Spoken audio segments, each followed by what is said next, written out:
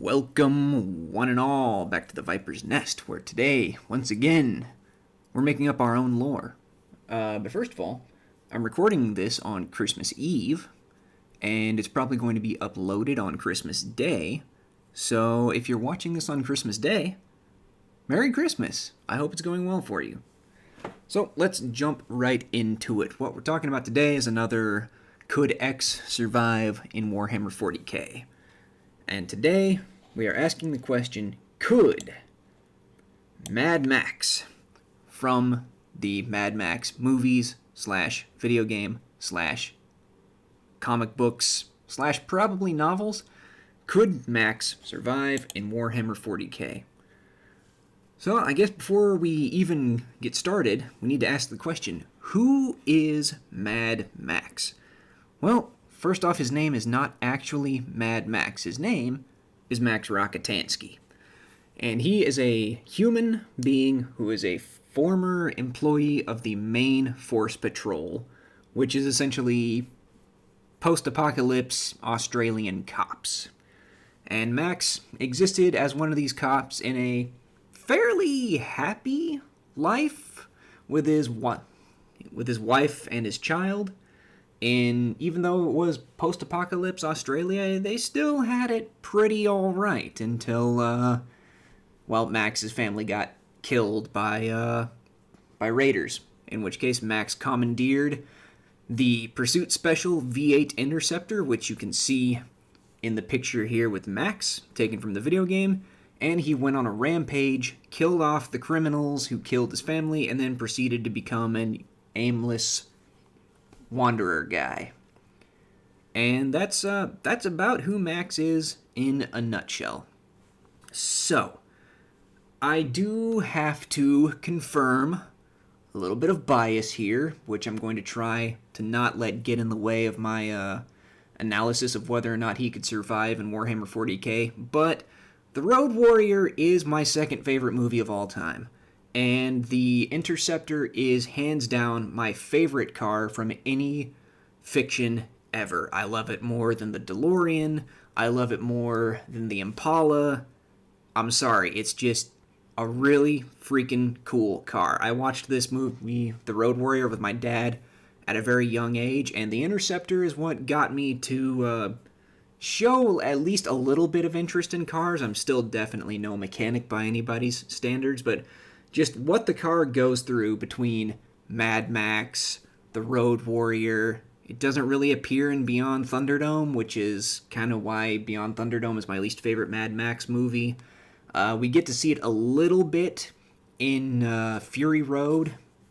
We start out with it in the Mad Max video game, but it gets stolen, scrapped, and the warlord Scabrous Scrotus is actually so impressed with the Interceptor that he has it rebuilt at the end of the game.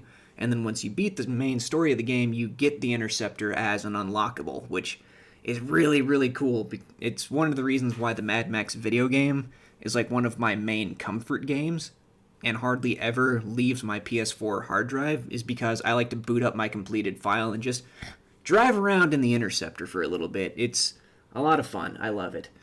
Like I said, I'm incredibly biased. I'm going to try not to let that get in the way. So let's establish some rules here first. Much like with the Yakuza episode, I'm not going to throw Max into combat against like a Tyranid hive fleet because that's fucking stupid. I'm going to once again try to find out where Max might fit best in the Warhammer 40k universe, put him there, and then kind of logic my way out as to what might actually happen to Max. So, asking if Max could survive somewhere is almost kind of a stupid question because really all Max does is survive, and not a whole hell of a lot else. If you actually go and watch the movies, not counting the first Mad Max film, the movies and even the video game, they're not really actually about Max, weirdly enough. And that sounds kind of strange, so let me explain. So, the movies are usually about the other characters. So is the game. It's about the other characters Max encounters, and Max is just he's kind of there, like he participates in the events.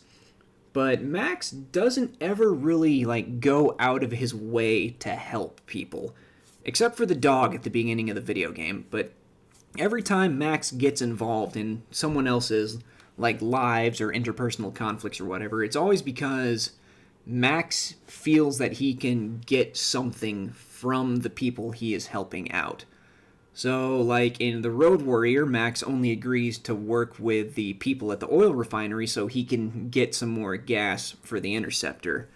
In Beyond Thunderdome, which it's been a long time since I watched Beyond Thunderdome, but I'm pretty sure he was only helping out so he could gain transport. In Fury Road, he only agrees to help Furiosa at the start because she can get him transport, you know. And in the video game, after Max's car, the Interceptor, gets stolen, he only agrees to work with Chumbucket because Chumbucket says he can build Max a car to help him cross the mythical plains of silence.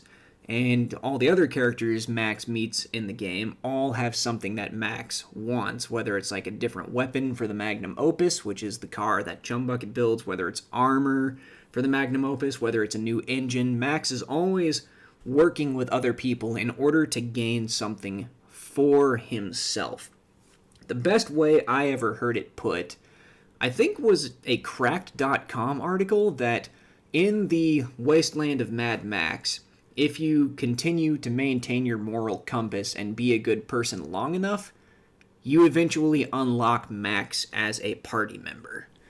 So the stories, they're never really about Max. Like, the most Max does is what Max needs to do in order to take care of himself and his car. So asking if he could survive, looping back around to the original point, is almost a stupid fucking question because Max is a survivor, period. Survival is what he does. If you really drop him anywhere in the Warhammer 40k universe that is capable of supporting human life, I think Max is going to find a way to survive in that place. It's not going to be a happy existence for him, but granted, Max hasn't really had a happy existence since, his family died in the very first movie. So it's going to be a little bit more extreme than he's used to, but Max is no stranger to adversity and doing what he needs to do to survive. And Max is very good at surviving. He exists in the desert wasteland of Australia where food, water, and fuel are almost non-existent, and yet Max is still kicking around.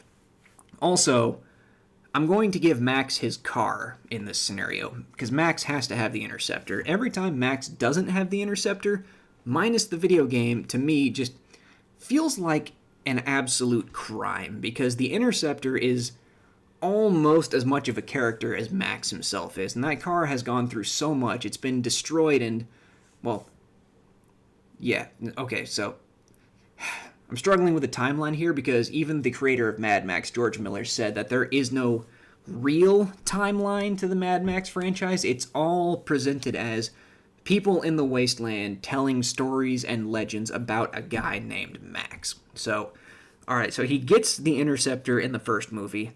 The Interceptor gets destroyed at the end of The Road Warrior. There's a comic, I think, that says he was trying to get to, Bartertown to find a new engine because Max himself was attempting to rebuild the Interceptor. So then I think the video game comes after Thunderdome.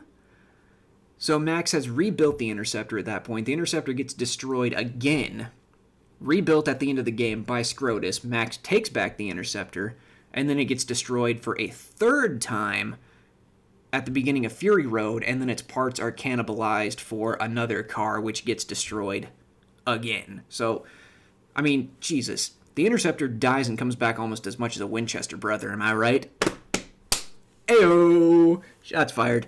I love Supernatural, don't take it personally. But anyway, so we're gonna give Max his Interceptor in this scenario, which is only going to increase Max's chances of surviving wherever we drop him, whether it's on a death world, in a hive city, really anywhere, like I said, that can sustain human life as long as Max is able to acclimatize and essentially avoid the worst dangers of the 40k universe. I mean, he'll continue living, no problem, I think. So, what might happen once Max has spent enough time in the 40k universe? Well, as much as I hate to admit it, because I am incredibly biased, I think Max has a very, very high chance of falling to the Chaos powers. And here's why. Here's the ones that I think might be interested in getting their hands on Max. They'd be Khorne and Nurgle. So I say Khorne because if you watch Fury Road, or especially if you play the Mad Max video game, when he actually becomes enraged, Max is capable of unleashing violence and brutality on a level that, like, even Kratos and the Doomslayer would look at Max and, like, give him a very, like, you know, not necessarily grand, but they would definitely give him a perceptible nod of respect, because, like, Max normally is one hell of a hand-to-hand fighter, and even more so when he goes into Fury mode. Like, just go to YouTube and, like, watch some of the Fury mode gameplay of Max and some of the stuff he pulls off against Scrotus's Warboys. It's painful to watch. It is satisfyingly painful to watch. Whisker, what do you want? Do you want to be up in my lap? Is this what you wanted? Do you actually have something to add to this, huh?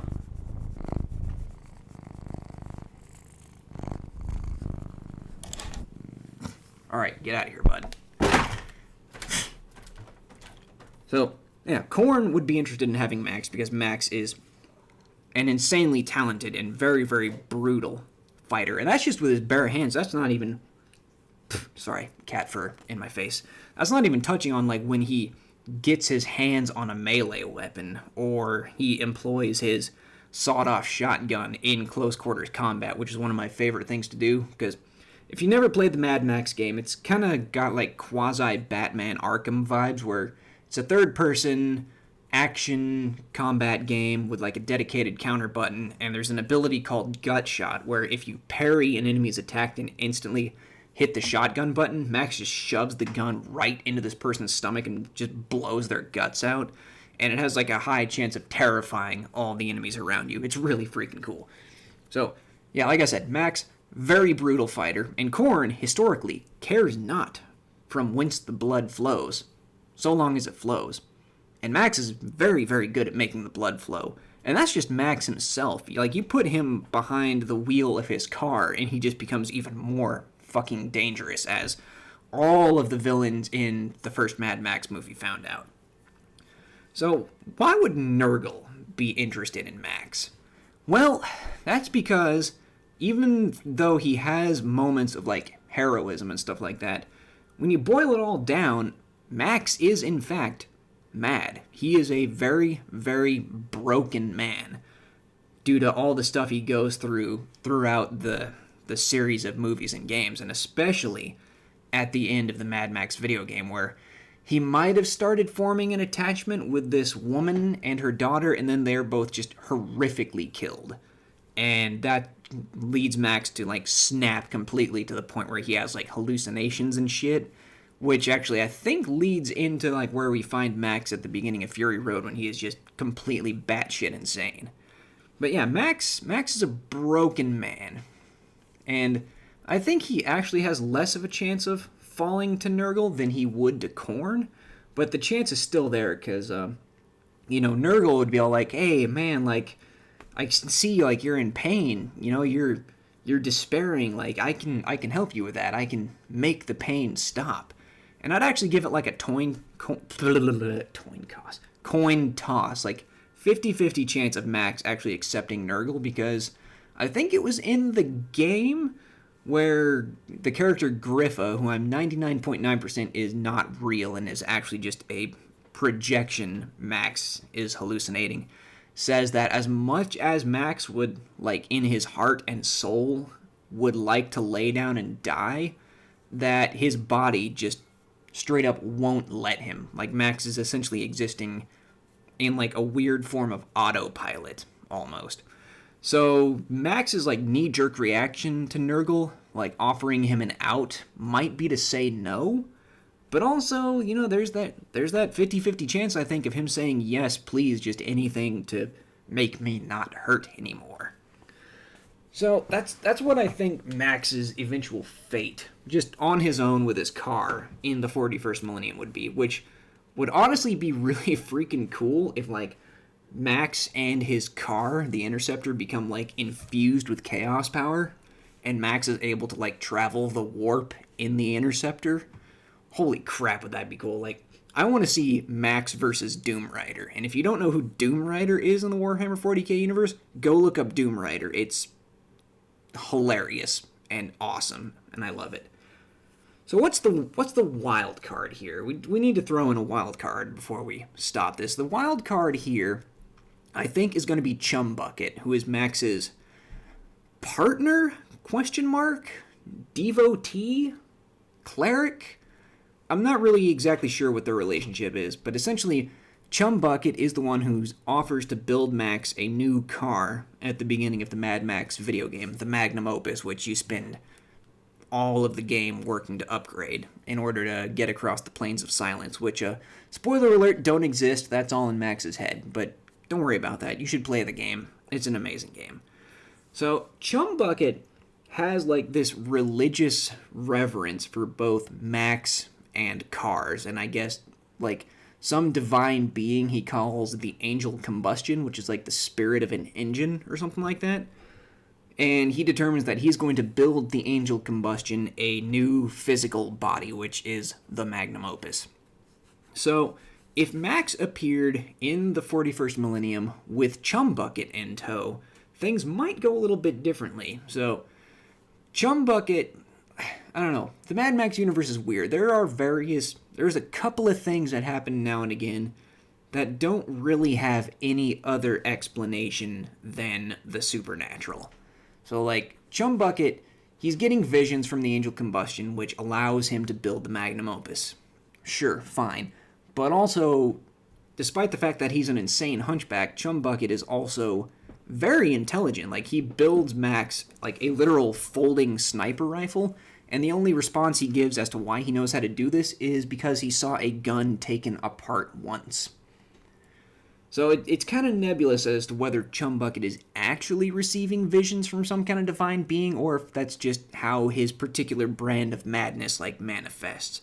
But if he is receiving visions from an actual divine source, we've discussed before how, like, belief and stuff like that has an actual impact on the physical universe. So transplanting Max, Chum Bucket, and I guess either the Interceptor or the Magnum Opus, either one, into the Warhammer 40k universe might allow Chum Bucket to have more of an impact on the universe than he does in his home universe. Kind of like how the orcs believe that if their vehicles are painted red, they go faster, and they believe enough that they do go faster.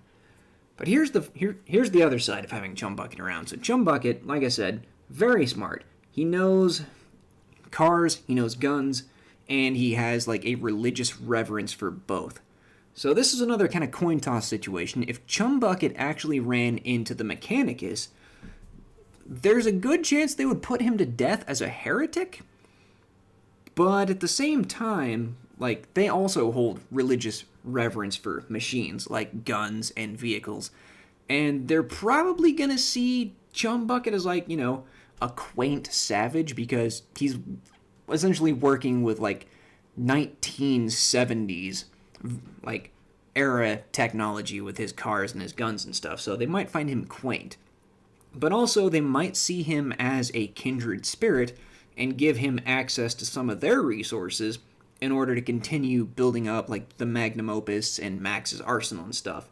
And if Chum Bucket allied himself with the Mechanicus, he might be able to facilitate himself as, like, a go-between between Max and the Mechanicus, and that might lead Max to becoming, like, almost like a quasi-mercenary, like, you know, going out and doing errands for the Mechanicus in order to take back to the Mechanicus for Chum Bucket to, like, be like, hey, like, we did the thing, reward us, please, where they might give Chum and Max further technology to enhance their vehicles and weapons, and it could kind of be like a, you know, mercenary errand boy relationship, which would also be pretty freaking cool. I honestly don't see Max really accepting any cybernetic upgrades. He definitely does not trust anyone enough to, like, do surgery on him when he has any say in the matter. But Chumbucket might allow himself to be, uplifted and become like a tech priest or something like that, and I think that'd be pretty cool too. So, would Mad Max survive in the Warhammer 40k universe? Yeah, I think he would. Survival is kind of what he does. Where he winds up in that universe, though, is really, I think, down to whether he has Chumbucket with him or whether he actually establishes some kind of trusting relationship somewhere else in the universe to, like, keep himself from falling into the clutches of chaos. But that will be today's episode. Special Christmassy episode for you that has nothing fucking whatsoever to do with Christmas other than the fact that it's recorded on Christmas Eve and probably will be uploaded on Christmas Day. I hope you enjoyed. I don't know if I'm going to be back with any more videos before the new year. I will certainly try, and I definitely want to get back on playing some more Sunless Skies, so I'm going to work on that too. Anyway, thank you for watching / listening. I hope you enjoyed it. A like and a subscribe would be appreciated. I will see you next episode, and as always, have yourself a wonderful day. Merry Christmas.